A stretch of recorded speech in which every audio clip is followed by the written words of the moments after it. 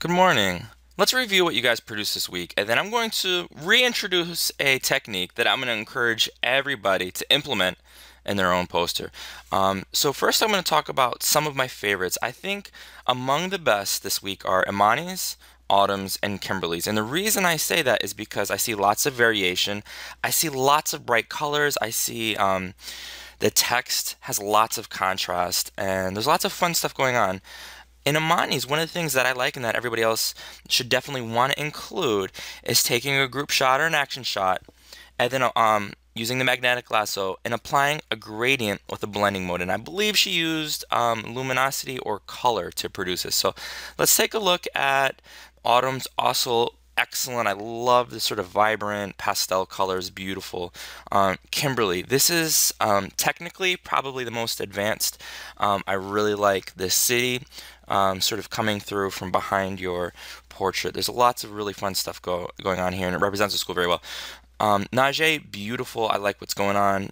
Sean, this is a great start.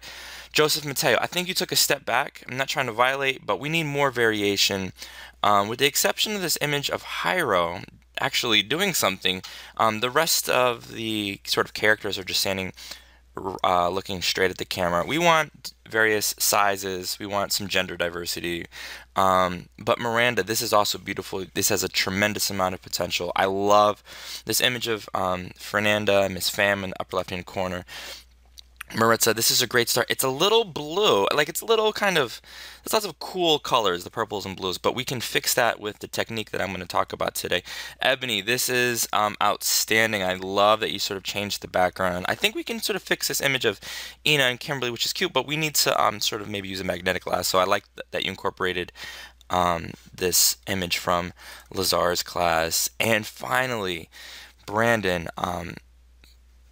similar to Joseph, all of the people are of similar size, all are sort of facing the camera, with the exception of Queen in the corner. Let's talk about something that we can do to this to really sort of enhance this image. So here it is, Brandon, and I can see that we've sort of got this gaping hole and the silhouette, and I'm just afraid that if you have everything lined along the bottom, it'll lose, the horizon will sort of get lost. So let's fill in this space right here, shall we? First thing that we're going to do is we're going to go through and we're going to make a selection. I made a very quick selection. I'm going to press Control C, and then I'm going to sort of paste it in and press Control V. There we go. And now what I'm going to do is press Control M or go to Image, Adjustments, Curves, and make the lights a little bit lighter, the dark's a little bit darker, and there we go. Now what I'm going to do is press Control J. I'm going to hide the first image. I'm going to press Control Shift U. I'm going to desaturate it. Nice. All right, ladies and gentlemen, this is really important. What we're going to do now, and everybody should take this to heart. I'm going to hold Control, click on the icon layer, the little picture in the layers palette. I'm going to create a new layer, and let's pick two bright colors. Let's select, we can, whatever. We'll do this color, this sort of bright purplish color, and we'll do this green. You guys can select whatever two colors you think look best. I'm going to select the gradient, foreground to background linear, and we're just experimenting. So now I'm in a new layer. I'm going to hold Shift just to create a vertical line. Let's see if that's what we want to do. We're going to now bring this to color, and that looks pretty cool. We can try overlay as well. Nah, let's go to color. And I think that looks amazing. And so now all of a sudden this image has more color, it's sort of more vibrant, and you can think about where precisely you want to put this. Remember, if you use the move tool and you want to drag something around, it's gonna just drag the color layer on top. So if you want to move both the color layer and this desaturated layer, what you're going to need to do is hold Control and then click on the text and layers palette. So both layers are selected just like that. And then when you use the move tool, you can move both together.